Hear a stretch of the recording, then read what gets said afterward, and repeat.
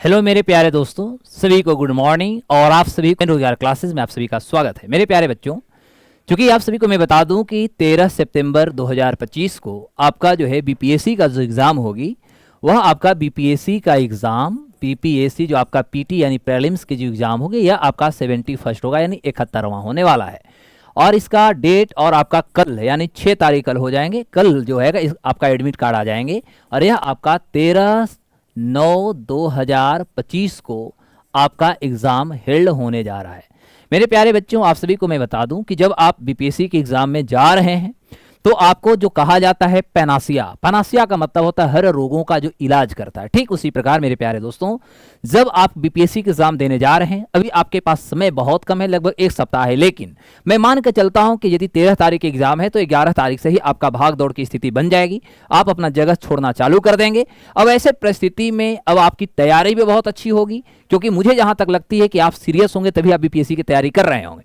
तो अब होता है कि आपने तैयारी कर लिया, समय बहुत कम है, अब आपको रिलैक्स होने की जरूरत है। अब आपको कोई नया चीज पढ़ने की आवश्यकता नहीं है। यदि आप कोई नया ऐड करेंगे तो कंफ्यूजन क्रिएट होगा। समझ रहे हैं मेरी बात? तो मेरे प्यारे दोस्तों, जैन रोजगार क्लासेस क्वालिटी के लिए जाना जाता है और हम बात करेंगे आज बीपीएससी के जो एग्जाम में आने वाले जो क्वेश्चन होंगे वे हम कैसे क्रैक करें, उस क्वेश्चन को हम कैसे समझें, कौन कौन ऐसे हमारा टॉपिक होगा जिस टॉपिक से सबसे ज्यादा हमारा क्वेश्चन आने वाला है, उस पर हम लोग बात करेंगे। क्योंकि मैं आपको बता दूं मेरे प्यारे बच्चों, हमारा जो बीपीएससी 70 होगा, इसमें यदि हम सब्जेक्ट की बात करें तो इसमें हम आपको 3 सब्जेक्ट से रिलेटेड आपको मैं कुछ टॉपिक बताऊंगा और उसको आप यदि कवर कर लेते हैं तो मुझे लगता है कि आपको ओवरऑल आपका एग्जाम बहुत बेहतर जाने वाला है। अब आप नया चीज पढ़ने की कोशिश ना करें। जो भी पिछले 1 साल से आपने तैयारी किया है, बस आपको ध्यान देना है कि वही चीज़ों को आपको एक बार रिवीजन कर लेना है, क्योंकि नया चीज़ ऐड करेंगे तो जो आपके दिमाग में पहले से है वह कहीं ना कहीं रिप्लेस होना शुरू हो जाएगा, कंफ्यूजन क्रिएट होना शुरू हो जाएगा। इसलिए अभी आप एकदम तंदुरुस्त रहें, संतुलित बनाए रखें, एकदम हेल्दी एंड वेल्दी रहें और जितना आप इंजॉय के साथ साथ कर सकते हैं कि आप ज़्यादा से ज़्यादा भी नींद लेने की कोशिश करें, क्योंकि आपका नींद जो होता है आपका एक बेहतर रिजल्ट भी कहीं ना कहीं देता है मेरे प्यारे दोस्तों।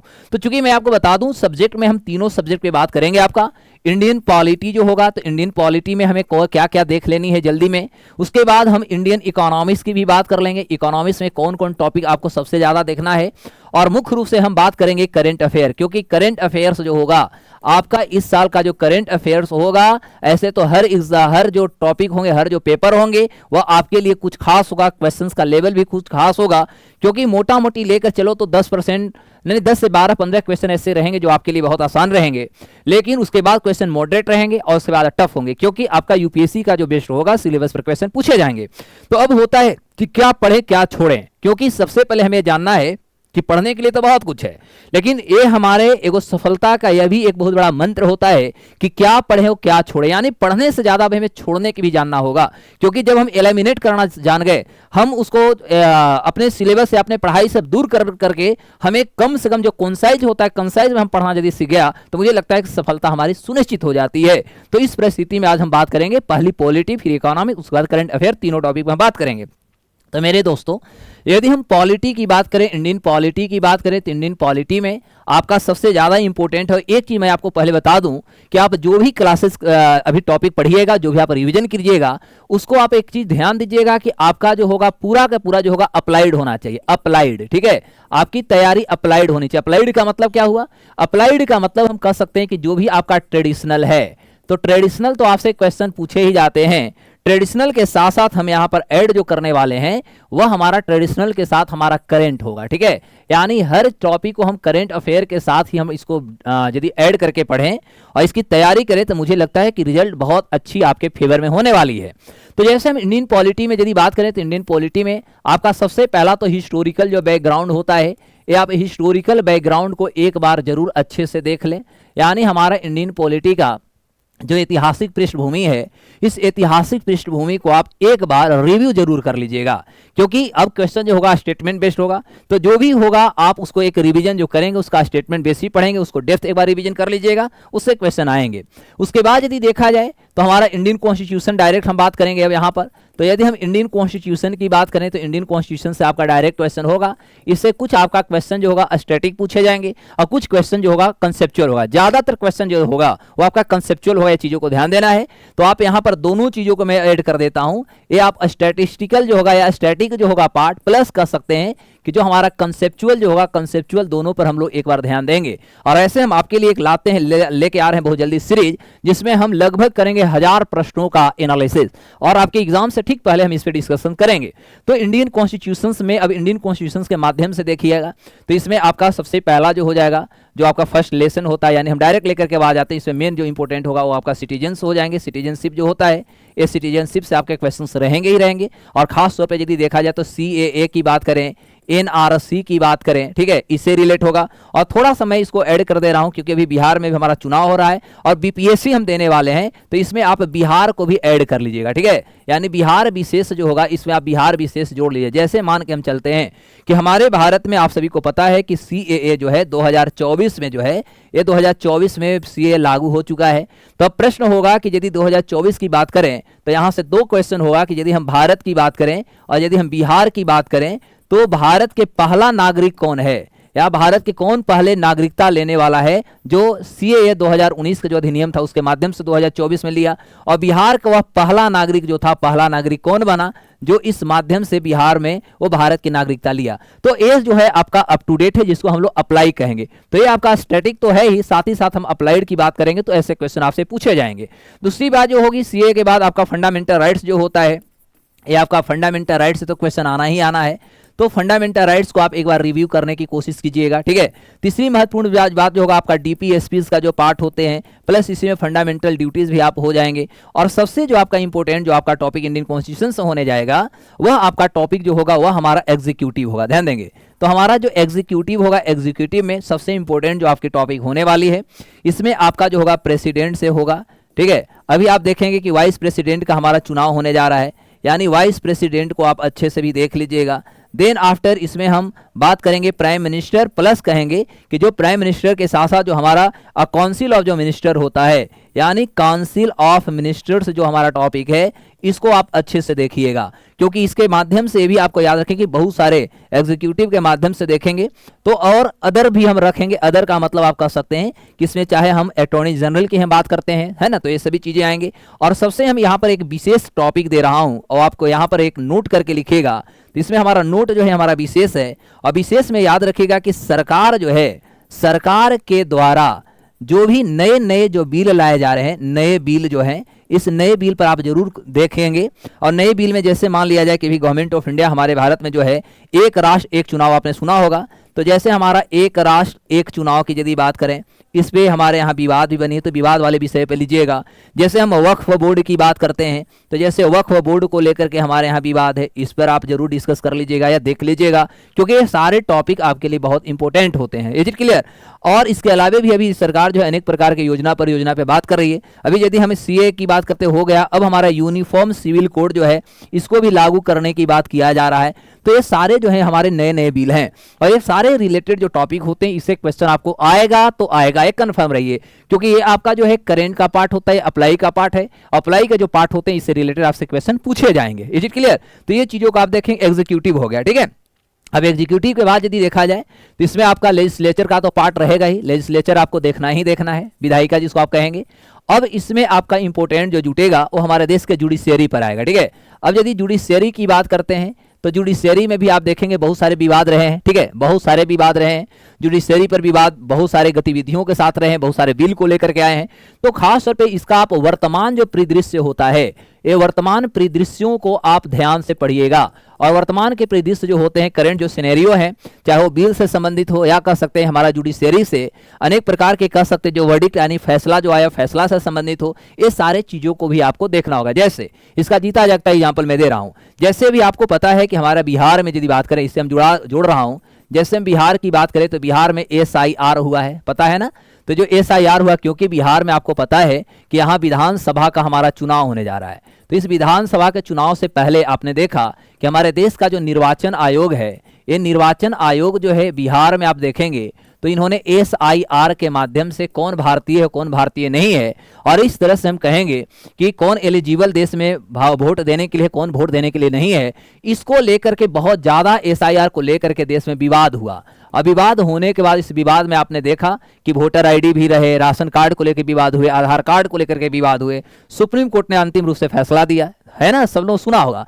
तो ये आपका जो पार्ट होगा ये आपके लिए बहुत इंपॉर्टेंट होने जा रहा है। तो ये एसआईआर से संबंधित आप देखेंगे। अब आपको लग रहा हो कि मैं बिहार भी एडिट कर रहा हूं, क्योंकि हमारे बिहार में चुनाव होने जा रहे हैं, इसलिए आपको बिहार से रिलेटेड भी आपको ये गतिविधियों को अध्ययन करना होगा, आपको समझना होगा। Is it clear? अब तीसरी महत्वपूर्ण बात होती है तो जुडिशरी हो गया। उसके बाद आपका स्टेट जो एग्जीक्यूटिव होता है, स्टेट एग्जीक्यूटिव भी आपको समझना होगा, ठीक है। और इसके अलावा भी हम पार्लियामेंट पे भी बात नहीं किए हैं, तो हमारा पार्लियामेंट में ऐसे हम प्रेसिडेंट तो कर लिए हैं। तो पार्लियामेंट में सबसे इंपॉर्टेंट हमारा जो 2 हाउसेज होते हैं, यानी हम हाउसेज पर हम लंबे चर्चा करेंगे और हाउसेज से रिलेटेड हमारी क्वेश्चन होती है, यानी इस पे हम बात करेंगे। क्योंकि यहां पर आपने देखा होगा कि इससे पहले ओम बिरला के विरुद्ध हम कर सकते अविश्वास भी प्रस्ताव लाए गए थे ना। उसके अलावा देखा जाए तो लोकसभा और राज्यसभा से संबंधित बहुत सारे बिल पर भी लेकर के विवाद हुए। ये सारे विवादास्पद जो हमारे टॉपिक, विवादास्पद जो मैं बात कर रहा हूं, जो विवादास्पद हमारे बिल आए हैं उस पर आप जरूर एक बार फोकस कर लीजिएगा, क्योंकि ट्रेडिशन के साथ साथ अप्लाई, मैं बार बार बोल रहा हूं कि आपका क्वेश्चन अप्लाइड पूछेगा ही पूछेगा। कोई रट्टू वाला यदि आप रट के जाइएगा, बिना कॉन्सेप्ट का आप तैयारी करके रट करके यदि आप एग्जाम में बीपीएससी के जा रहे हैं तो याद रखिएगा कुछ होने वाला नहीं है, सिंपल सी बात है। और वन लाइनर यदि आप पढ़ने की भी कोशिश कीजिएगा तो आपके लिए वो कहीं ना कहीं घाटा का सौदा हो, इसलिए वन लाइनर से बचिए, अभी भी समय है। थोड़ा सा आप कंसेप्चुअल चीजों को एक बार रीड कर लीजिए और आपको दिमाग में कॉन्सेप्ट डेवलप होना है, क्योंकि कॉन्सेप्ट से ही आपकी रिजल्ट होने वाली है, रटने से, वन लाइनर से आपका रिजल्ट होने वाला नहीं है, ठीक है। तीसरी महत्वपूर्ण बात है, पार्लियामेंट के साथ आगे बात करेंगे। अब जैसे हमारे पास बहुत सारे संवैधानिक संस्थाएं होते हैं, थोड़ा सा संवैधानिक जो संस्था है, इस संवैधानिक संस्था से रिलेटेड आप एक बार देख लीजिएगा, है ना। और देन आफ्टर इसके बाद यदि देखा जाए तो संवैधानिक में जैसे हमारा निर्वाचन आयोग हो जाता है, जैसे आप सीएजी की बात करते हैं, है ना। तो ये सारे जो संस्थाएं हैं, जैसे हमारा निर्वाचन आयोग हुए, सीएजी हो गए, इसके अलावा यदि देखा जाए जैसे हम बात कर सकते हैं जो कमीशन फॉर ह्यूमन राइट्स हो जाते हैं, स्टेट होते हैं, सेंटर होते हैं, ये सारी चीज़ों को आप देख लीजिएगा। और अंतिम रूप में इसमें आपका पंचायती जो राज होगा, ये पंचायती राज आपके लिए बहुत इंपॉर्टेंट होने वाला है, यानी पंचायती राज को भी देखेंगे। और अंतिम रूप से मैं आपको बता दूं कि जो संवैधानिक हमारा संशोधन हुआ है, तो संवैधानिक संशोधन पर थोड़ा आप देख लेंगे, क्योंकि संशोधन से संबंधित आपके प्रश्न पूछे जाएंगे। और सबसे महत्वपूर्ण हम इसमें आपको ऐड जो करने वाले हैं वह होगा अनुच्छेद से संबंधित प्रश्न, ठीक है। तो अनुच्छेद संबंधित जो होंगे, अनुच्छेद संबंधित आपसे प्रश्न काफी पूछे जाते हैं। तो मुझे लगता है कि जब आपने पूरे पॉलिटी पढ़ा होगा तो पूरे पॉलिटी के दौरान आपको जो है अनुच्छेद भी आपको याद हो गए होंगे। तो अनुच्छेद से संबंधित आपसे बहुत सारे क्वेश्चन आगे जाएंगे, वे सारे क्वेश्चनों को आप लोग कर लीजिएगा। Is it clear? और बस आपको कोई नया चीज जो होगा, नया चीज आपको पढ़ने की आवश्यकता नहीं है, समय आपके पास बहुत कम है। अब आप कोशिश करेंगे कि जो हमने पढ़ लिया उसमें कोई नया ऐड नहीं करेंगे, बल्कि हम केवल हम रिवीजन करेंगे। और रिलैक्स मूड में आ जाइए, क्योंकि पढ़ने से भी कुछ नहीं होगा, अब है रिलैक्स होना चाहिए, मूड फ्रेश होना चाहिए, आपकी सफलता सुनिश्चित हो जाएगी। Is it clear? तो ये हमारे पूरे के पूरे पार्ट जो थे मेरे प्यारे बच्चों, ये हमारा पॉलिटी का था। तो इंडियन पॉलिटी उस सब में मैंने आपको करंट अप्लाइड जरूर बता रहा हूं, इसलिए आप एक चीजों को माइंड में एकदम सेट कर जाना है कि जो भी हम पढ़ेंगे ट्रेडिशनल तो हमारा होगा, लेकिन ट्रेडिशनल के साथ साथ हमें अप्लाइड पर भी ध्यान देना होगा, क्योंकि आपका करंट जोड़कर ही क्वेश्चन आने वाला है। ये माइंड को सेट कर लीजिए। यदि आपको लगता होगा कि ट्रेडिशन रट कर हम चले जाएंगे तो होगा नहीं। जैसे मान लो आपसे क्वेश्चन पूछ दिया जाए, अभी इमेजिन हम कहते हैं जैसे उपराष्ट्रपति का भी सीट खाली है, यदि पूछ दिया जाए कि राष्ट्रपति उपराष्ट्रपति दोनों को सीट खाली होने के बाद हमारे यहाँ जो सीजेआई होते हैं, चीफ जस्टिस ऑफ इंडिया जो होते हैं, वो एक कार्यवाहक राष्ट्रपति के रूप में कार्य करते हैं, क्या भारत के मूल संविधान में लिखा हुआ है? यदि आपसे क्वेश्चन पूछ दिया जाए तो क्या आप इसका जवाब दे पाएंगे? क्योंकि अभी तक तो आपको लक्ष्मीकांत रटवाया गया होगा या आपने पढ़ा भी होगा, लेकिन मेरा प्रश्न सिंपल से है कि क्या यह भारत के मूल संविधान में लिखा हुआ है? अब यदि एक कॉन्सेप्ट बेस्ड क्वेश्चन पूछ दिया जाए, आप क्या करोगे? क्वेश्चन बनेगा ना। इसलिए आपको कॉन्सेप्ट डेवलप करनी है। ये सारे गतिविधियों पर हम बात करेंगे जब हम आपका क्वेश्चन सीरीज लेकर के आएंगे, तो वहां पर ये सारे चीजों पर हम डिस्कस करेंगे। अगले बात हम करेंगे इकोनॉमिक्स पर। तो देखो हमारा इंडियन इकोनॉमिक्स की यदि बात करें मेरे प्यारे बच्चों, तो आपका जो इकोनॉमिक्स जो है, इकोनॉमिक्स में आप क्या पढ़े हो क्या छोड़े, ये आपके लिए भी इंपॉर्टेंट होगा। तो देखो सबसे पहली बार इंपोर्ट देखना है तो हमारी भारतीय यानी इंडियन भारतीय जो हमारी अर्थव्यवस्था है, इस भारतीय अर्थव्यवस्था की विशेषता जो है, आपको विशेषता तो जानना होगा, ठीक है। इसकी अनेक प्रकार के जो विशेषताएं हैं, इससे संबंधित आपसे प्रश्न पूछे जाएंगे। अब आप कहेंगे कि सर इससे रिलेटेड क्वेश्चन क्या क्या होगा। जैसे मान के चलते हैं तो भारत की अर्थव्यवस्था जो है, ये भारत की अर्थव्यवस्था कैसी है, तो हम लोग को बचपन से पढ़ाई गई कि या तो हम कृषि बोलते हैं, कृषि प्रधान बोलते हैं, मिश्रित अर्थव्यवस्था बोलते हैं, विकासशील अर्थव्यवस्था बोलते हैं, है ना, श्रम प्रधान अर्थव्यवस्था बोलते हैं। अब इससे रिलेट आपका हो जाएगा, जैसे जीडीपी से रिलेटेड क्वेश्चन आ जाएगा, हमारा पर कैपिटा इनकम से रिलेटेड आ जाएगा, आपका पॉपुलेशन, है ना, पर कैपिटा इनकम, आपका जो पॉपुलेशन यानी जनसंख्या से संबंधित क्वेश्चन हो जाते हैं, आपका एरिया बेस्ड जो क्वेश्चन हो जाते हैं, डेंसिटी रिलेटेड आपसे क्वेश्चन हो जाते हैं। तो जैसे आपसे पूछ दिया जाए कि जीडीपी में भारत कैवां स्थान पे आ गया, कितना भारत का ट्रिलियन डॉलर का इकोनॉमी हो गया, जैसे 5 ट्रिलियन डॉलर की इकोनॉमी हमें प्राप्त करना है, तो 5 ट्रिलियन डॉलर की इकोनॉमी प्राप्त करने के लिए अभी जो हमारा जीडीपी का ग्रोथ रेट है, क्या एक ग्रोथ रेट से ही हमारा पॉसिबल है, या हमें कितना प्रतिशत का ग्रोथ रेट अभी अचीव करना होगा या स्पीड अप करना होगा, जिसके माध्यम से हम 5 ट्रिलियन डॉलर का इकोनॉमी 2026-27 तक हम प्राप्त करेंगे। तो ये सारे कॉन्सेप्ट होते हैं। Is it clear? तो ये आपका जो भारतीय अर्थव्यवस्था से संबंधित जो परिचय होगा, यानी इसकी जो विशेषताएं होंगे, ये सारे विशेषताओं को, जैसे मान लिया जाए कि भारत में आपका जीडीपी आता है तो भारत अब दुनिया का चौथा इकोनॉमी हो गया, और इस तरह से भारत का अपना जो जीडीपी है, भारत जो है जापान को पछाड़ते हुए दुनिया का चौथा जीडीपी वाला देश बना, जहां आज भारत का 4.187 ट्रिलियन डॉलर का इकोनॉमी है। वहीं यदि आप जापान को देखेगा तो 4.186 ट्रिलियन डॉलर का इकोनॉमी है। अमेरिका आज भी पहले स्थान पर बना हुआ, अमेरिका का जो इकोनॉमी है वह 30.28 ट्रिलियन डॉलर का इकोनॉमी है। तो अमेरिका पहले है, दूसरा पर चाइना है, तीसरा पर जर्मनी है, चौथा पे भारत, पांचवा पर जापान और छठे पर इंग्लैंड आ गया। Is it clear? तो अब इससे रिलेटेड आपसे क्वेश्चन पूछेगा ही पूछेगा, हो सकता है रिपोर्टों के आधार पर पूछे, पर कैपिटा इनकम से संबंधित क्वेश्चन आएंगे, पॉपुलेशन से संबंधित क्वेश्चन आएंगे क्योंकि भारत दुनिया का सबसे बड़ा जनसंख्या वाला देश हो चुका है, एरिया से संबंधित क्वेश्चन आएंगे और डेंसिटी से संबंधित। तो ये हमारा एक तरह से कहेंगे कि हमारे भारतीय अर्थव्यवस्था का एक परिचय है। तो ये हमारी विशेषता में आपको अनेक प्रकार के, जैसे मान लिया जाए आपसे पूछ लिया जाए कि भारत एक विकासशील अर्थव्यवस्था है ना, आखिर विकासशील अर्थव्यवस्था होने के क्या क्या परिणाम होते हैं, या हम कैसे मानेंगे कि भारतीय अर्थव्यवस्था एक विकासशील अर्थव्यवस्था है। अब 3-4 इससे क्वेश्चन होगा, हो सकता है आपसे यूनाइटेड नेशन ने इस आधार पर क्या डिफाइन किया है, WTO या वर्ल्ड बैंक की बात करें, वर्ल्ड बैंक ने किस आधार पर डिफाइन किया है।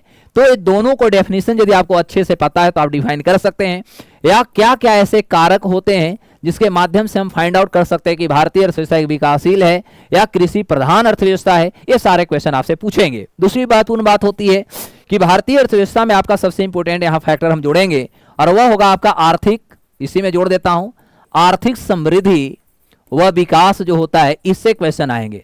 और एक चीज आप सबसे ज्यादा फिर से फोकस मैं कराऊंगा कि जो भी आपके क्वेश्चन होंगे, आपको सबसे ज्यादा, मैं यहां लिख रहा हूं, सबसे ज्यादा आप जो फोकस करोगे ये आपकी फोकस होगी करंट पर, यानी अप्लाइड पर आप ज्यादा फोकस करेंगे, क्योंकि इकोनॉमिक्स हमारा अप्लाइड ज्यादा होता है, ट्रेडिशन कम होता है। ठीक है, यदि आप अभी तक खाली ट्रेडिशन पढ़े हैं तो कृपया अभी 5 दिन टाइम बचा हुआ है, आप वो सभी को अप्लाइड कर लो, उसका कंटेंट जो है करंट कंटेंट्स उसको ऐड कर लीजिए, आपका रिजल्ट सुनिश्चित होगी।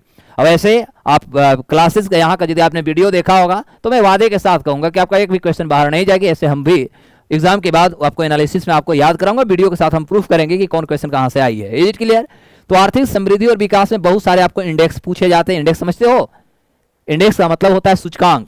तो इससे रिलेटेड बहुत सारे हमारे यहाँ सूचकांक आती है अंतर्राष्ट्रीय स्तर पर, तो ये सूचकांक के बारे में आपको ज्ञान होने चाहिए। ठीक है, आपका होता है जो राष्ट्रीय आय जो होती है, ये आपका नेशनल जो इनकम होगा, राष्ट्रीय आय से संबंधित क्वेश्चन आपको रहेंगे ही रहेंगे। इससे बहुत सारे डेप्थ में क्वेश्चन रहेगा, मापने की पैरामीटर क्या होता है, राष्ट्रीय आय क्या होती है, कितने प्रकार के होते हैं, फिर ट्रेडिशनल क्वेश्चन होंगे, वर्तमान के क्वेश्चन होंगे, तो अनेक क्वेश्चन। इसमें आपका जीवीए का नाम सुना, ग्रोस वैल्यू एडेड होता है ना, तो मार्केट कॉस्ट हमारा होता है, फैक्टर कॉस्ट होता है जिसको साधन लागत कह सकते हैं, बाजार मूल्य कह सकते हैं। तो हम जीडीपी कैसे निकालें, ये सारे गतिविधियां जो होती है ये आपको इसमें सम्मिलित करेंगे। आपका इंपॉर्टेंट क्वेश्चन हो जाता है इकोनॉमी से यदि देखा जाए तो आपका प्लानिंग जो होता है, यानी 5 ईयर जो हमारी रही है। तो अभी तक भारत जो है 5 वर्षीय जो हमारा 5 ईयर प्लान जो था, टोटल हमने 12 किया। अभी वर्तमान जो है 2017 से 2031-32 तक अभी 15 साल का हमारा विजन डॉक्यूमेंट्स चल रहे हैं। तो इससे क्वेश्चन आपसे पूछे जाएंगे, इसमें कोई लेकिन किंतु परंतु मत आप कीजिएगा। आपका बैंकिंग और फिनांस से भी क्वेश्चन रहेगा। ठीक है, तो बैंकिंग एंड फिनांस जो होता है यह आपके बहुत इंपॉर्टेंट टॉपिक होते हैं। इसमें आपका बैलेंस ऑफ पेमेंट और बैलेंस ऑफ ट्रेड, क्योंकि अभी अमेरिका के साथ हमारा जो है टैरिफ वार चल रहा है, तो इसमें एक्चुअली पिछले साल 2024 में भारत और अमेरिका के बीच में लगभग देखिएगा तो 129 बिलियन डॉलर का हमारा द्विपक्षीय व्यापार हुआ था। और इस व्यापार में आप देखेंगे तो भारत 87 बिलियन डॉलर का 87 बिलियन डॉलर का हमने अमेरिका को निर्यात कर दिया था, और उससे मात्र लगभग 47-48 बिलियन डॉलर का हमने सामान खरीदा था। तो ये जो हमारा ट्रेड वार होता है, इसमें जो टैरिफ वार होते हैं, होता क्या है, कैसे कैसे हुआ, इसका जब तक आपको पूरी पूरी डेटा नहीं पता रहेगा तो कहीं ना कहीं आपके लिए समस्या बन सकती है। तो ये आप balance of payment, balance of trade आपको देख लीजिएगा बैंकिंग के साथ। देन इंपॉर्टेंट आपका सबसे ज़्यादा जो इस टॉपिक में हो जाएंगे, उसमें आपका इसमें टॉपिक में आपका हो जाएगा इंडस्ट्री से रिलेटेड आपको क्वेश्चन पूछा जाएगा। ठीक है, इंडस्ट्री आप देख लीजिएगा, बहुत इंपॉर्टेंट होगा। आपका पॉवर्टी रहेगा, आपका अनएम्प्लॉयमेंट जो है, अनएम्प्लॉयमेंट के डेटा आप याद रखिएगा। ठीक है, क्योंकि डेटा बेस्ड क्वेश्चन पूछे जाएंगे। एग्रीकल्चर से रिलेटेड जो आपका क्वेश्चन पूछा जाएगा, सब डेटा करंट रहेगा। आपका जो सर्विस सेक्टर होता है, इस सर्विस सेक्टर से भी जो क्वेश्चन पूछे जाएंगे वो आपका डेटा एनालिसिस ही बेस्ड रहेगा, ध्यान दीजिएगा। ठीक है, अब इसके अलावा आपको डेमोग्राफी से क्वेश्चन बनेगा। ठीक है, आपका जो होगा डेमोग्राफी जो होगा, डेमोग्राफी से क्वेश्चन आपका बनना ही तय है। और इसमें ध्यान देना है कि इसमें आप 2011 के जो हमारा जनगणना सेंसस हुआ है, ये 2011 के जनगणना के साथ साथ, चूंकि आपको पता है कि 1 अक्टूबर 2026 से हमारे भारत में यानी 2026 में यदि देखिएगा तो हमारे यहाँ जातिगत यानी कास्ट बेस्ड जो हमारा होगा, वे कास्ट बेस्ड हमारा सेंसस होने जा रहा है। तो इसकी शुरुआत कब हुई, फिर क्यों किया जा रहा है, क्या रीजन्स हैं, ये सारे चीज़ों को आप, ट्रेडिशनल तो 2011 का जनगणना होगा ही होगा, उसके अलावे आप इसमें 2026 में जो सरकार, भारत सरकार की तरफ से जो भी इसमें नीतियां और स्कीम्स की बात किए गए हैं, जो इसमें पॉलिसी के निर्माण की बात की गई है, वे सारे चीज़ों को आप एक बार डेमोग्राफी के माध्यम से इसको देखने की आप कोशिश कीजिएगा। Is it clear? तो ये जो आपका टॉपिक होगा, यहाँ से आपको बहुत हद तक जो होंगे वो क्वेश्चन पकड़ में आ जाएगा। दूसरी महत्वपूर्ण बात होगा इसमें आपका जो सबसे इंपॉर्टेंट अब होगा आपका बजट, और बजट प्लस हम कर देंगे यहाँ पर इकोनॉमिक सर्वे। ये दोनों टर्म से आपका क्वेश्चन रहेगा तो रहेगा, ये बातों को मान लीजिए। तो आप अब इसमें क्या होगा, बजट और इकोनॉमिक सर्वे आप बिहार भी पढ़ लीजिएगा और साथ ही साथ जो केंद्र सरकार का भी पढ़ लीजिएगा। कभी कभी इससे रिलेटेड आपसे क्वेश्चन केवल आपका ट्रेडिशनल क्वेश्चन पूछ दिए जाते हैं। जैसे अक्सर क्वेश्चन देखा जाता है कि भारत में राष्ट्रीय आय की गणना वैज्ञानिक पद्धति से पहली बार किसने किया था और कब किया था। हो सकता है डेटा पूछ दे कि उस समय देश का राष्ट्रीय आय कितना था, प्रति व्यक्ति आय कितना था। तो ये सारे क्वेश्चन आपसे जो है पूछे जाएंगे, अब ये करेंगे। अब ये सभी के साथ सबसे इंपॉर्टेंट जो आपके लिए है वह है कि सरकारी जो हमारी योजनाएं होती है, ध्यान देना। तो जो हमारी सरकारी जो योजनाएं होती है, बहुत सारे योजनाएं जो है लगभग सफल ही हो गए हैं। तो इस सरकारी योजना में चाहे वो हमारे केंद्र सरकार की योजना हो या हम बात करेंगे बिहार सरकार की योजना हो, तो इससे सामाजिक आर्थिक जो हमारा विकास हुआ है, या देश के अंतर्गत कह सकते हैं देश जो अपने जो कह सकते आत्मनिर्भरता की ओर आगे बढ़ा है, ये सारे चीज़ों को आपको जानना होगा। जैसे बेटी बचाओ बेटी पढ़ाओ योजना का अच्छा खासा हो गई, इस साल हमने दिवस भी मनाया। उसके अलावा गवर्नमेंट ऑफ इंडिया के माध्यम से अभी जो है अन्नदाता योजना की बात है, किसान सम्मान निधि की बात, तो ये सारे जितने भी हैं खासतौर पे देश के विकासात्मक गतिविधियों को लेकर के जो सरकार के द्वारा उठाए गए जो कदम है, इनिशिएट किए गए हैं, इनके डेटा एनालिसिस आपको बहुत अच्छे से जानना होगा। अभी सरकार सबसे ज्यादा हम नवीकरणीय ऊर्जा पे बात कर रहे हैं, यानी रिन्यूएबल एनर्जी पे हम बात कर रहे हैं। तो जो रिन्यूएबल एनर्जी पे बात कर रहे हैं, तो रिन्यूएबल एनर्जी से संबंधित आपको डेटा होने चाहिए। जैसे भारत जो है पूरी दुनिया में देखेंगे तो इंटरनेशनल सोलर अलायंस जो होता है, इसका भारत अध्यक्षता किया और इसका हेडक्वार्टर भी भारत में। तो अभी तक दुनिया में कितने राष्ट्र इसके बन गए, तो करंट तो है ही, लेकिन ये सारे टॉपिक जो है आप देखेंगे तो ये आपका इकोनॉमिक्स का भी पार्ट है। इसलिए इकोनॉमिक्स जो होता है 100% यदि मानो तो वो आपका अप्लाइड है। और अभी के डेट में चाहे वो कोई आप चाहे पॉलिटी की बात करो, इकोनॉमिक्स की बात करो, तो ये आपका बिना करंट का आप तैयारी कर रहे हो तो आपकी सफलता आपसे कहीं ना कहीं दूर भागेगी। तो यही इसीलिए मैं बार बार फोकस कर रहा हूँ कि जो भी टॉपिक है ये सभी टॉपिक को आप कोशिश कीजिएगा कि उसको अप्लाइड कर लें, करंट से जोड़ करके पढ़ लें, और आपके लिए अच्छी होगी, अच्छा खासा आपके नंबर होगी। मतलब अनएक्सपेक्टेड जब आपके सामने क्वेश्चन आएगा तो आप बहुत खुश हो जाएंगे, अरे यार ये सारे तो हमने देख करके आए हैं, ऑलरेडी हमारे दिमाग में याद है, क्वेश्चन देखते आप आंसर मार लोगे। अब होता है थोड़ा मैं करंट अफेयर की भी बात कर देता हूं। तो देखो करंट अफेयर की यदि बात करें यानी सीए, तो हमारा करंट अफेयर इस साल जो होगा, एक करंट अफेयर आपका एग्जाम में एक इंपॉर्टेंट रोल अदा करने जा रहा है, क्योंकि ये 3 विषय पर हम खुद पढ़ा रहे हैं, तीनों विषय पर हमारी अपनी पहचान है और तीनों विषय को ऑलरेडी हम वही सेट कर रहे हैं। खुद बच्चे उस दिन कमेंट भी करते हो, आप भी उस दिन कमेंट करने के लिए कहीं ना कहीं कंपेल्ड हो जाओगे।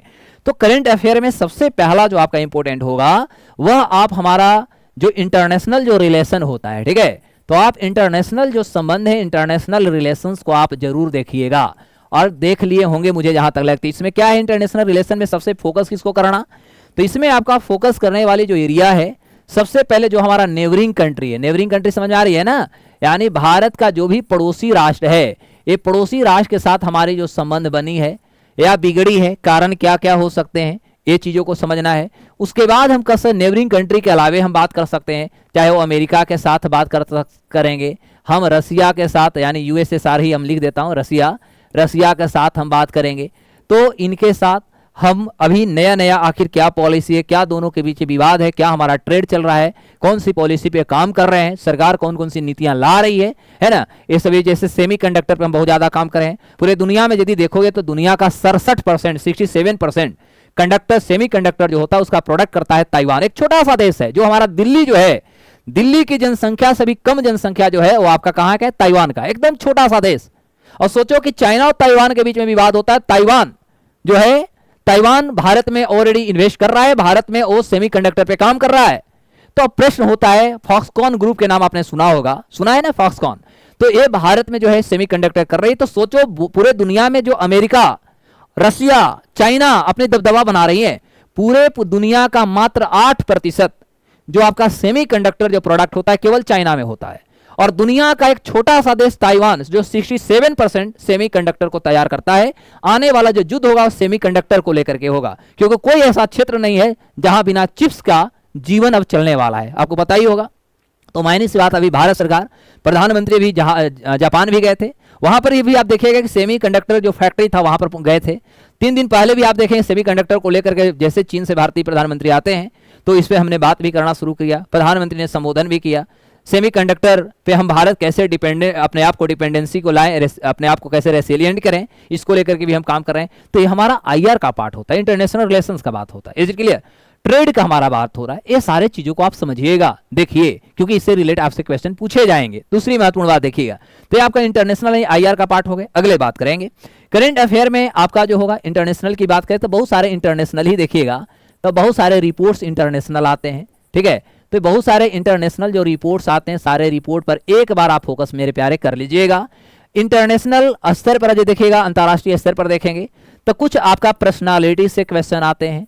तो इस पर्सनालिटीज पर भी आप एक बार ऐसे, मैं मान के चल रहा हूं कि आपने इतने दिनों में करंट अफेयर को पढ़ा होगा, लेकिन बहुत दुख की बात है कि बच्चे जो होते हैं करंट अफेयर को सबसे हल्का लेते हैं। उनको लगता है कि परीक्षा से 10 दिन पहले हम करंट अफेयर कर लेंगे। ऐसा यदि आपने इस साल भी सोचा होगा तो आपके लिए दिक्कत होने वाली है, बहुत बड़ी समस्या कहीं ना कहीं खड़ा होने वाली है। बातों को ध्यान दीजिएगा और उसे आपको रियलाइज होगा कि मैंने करंट अफेयर को इग्नोर करके आज बहुत बड़ी हम धोखा खा रहे हैं।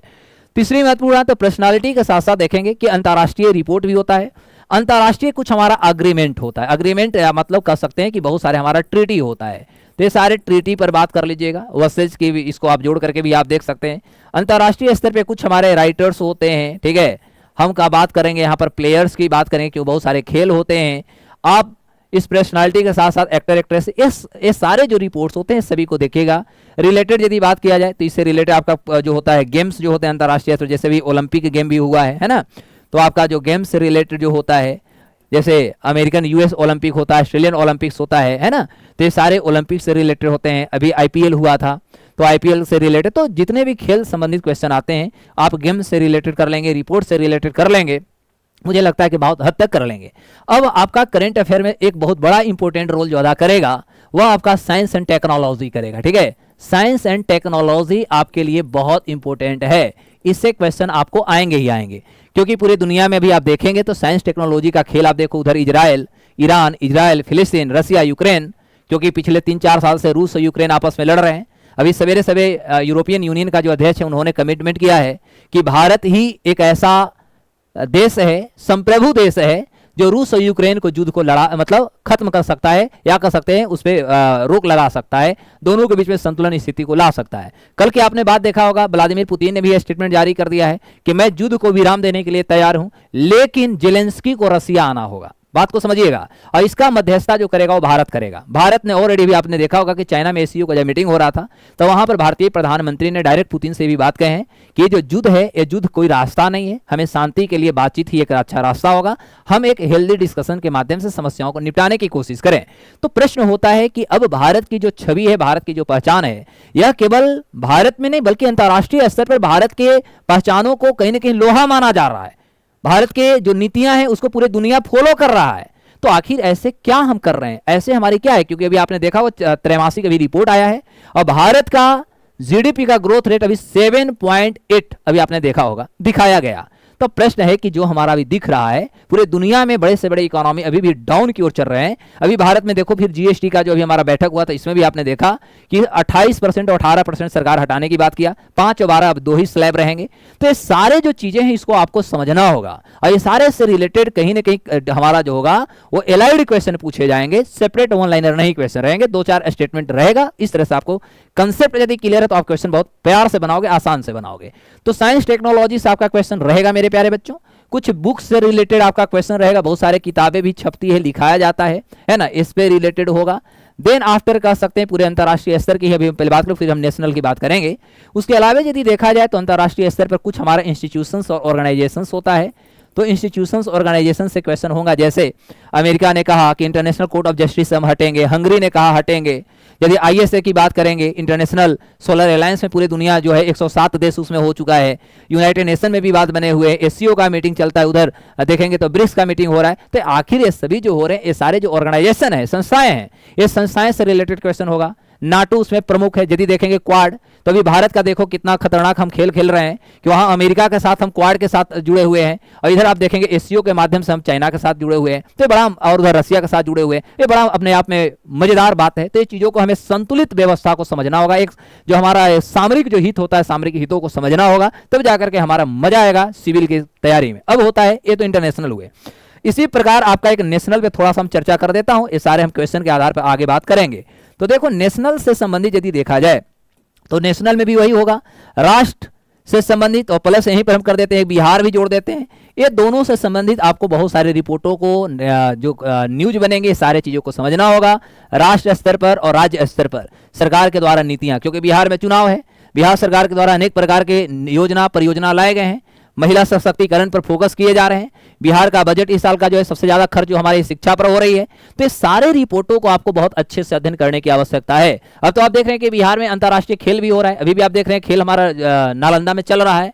तो ये सारे जो रिपोर्ट हैं, राष्ट्रीय और बिहार विशेष, ये सभी आपका करंट अफेयर से संबंधित हो गए। सारे रिपोर्टों को एक बार गहन अध्ययन कर लें, मतलब एक बार आप फ्रिक्वेंटली जो होगा आप रिव्यू कर लें कि हमारी तैयारी ठीक है, उसमें नया चीज ना जोड़े, बस उसको खाली एक बार आप रिव्यू कर लें, एक बार रिवीजन कर लें, आपका हो जाएगा। और इसी गतिविधियों के साथ और इसी शब्दों के साथ हम आप सभी को फिर एक बार शुभकामनाएं देता हूं। 13 तारीख का सितंबर को जो आपका एग्जाम होने जा रहा है, इसके लिए आप एकदम बैलेंस बना लें, खूब आराम से एकदम कूल मूड जो होता है, दिमाग को स्थिर करें, शांत रखें।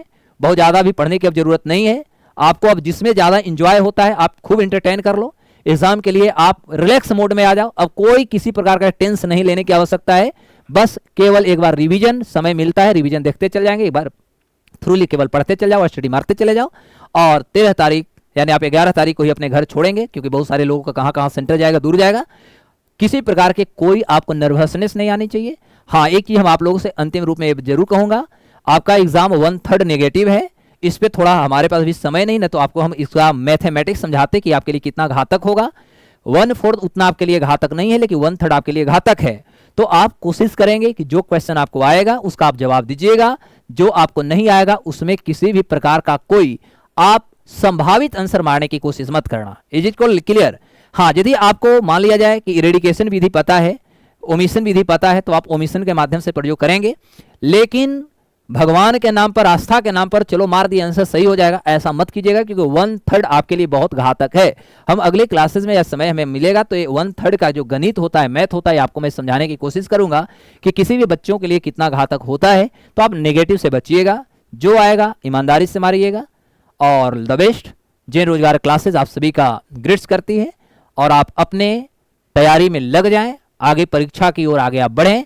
ऐसी शुभकामनाओं के साथ हम अपने शब्दों को विराम देता हूं। जय हिंद।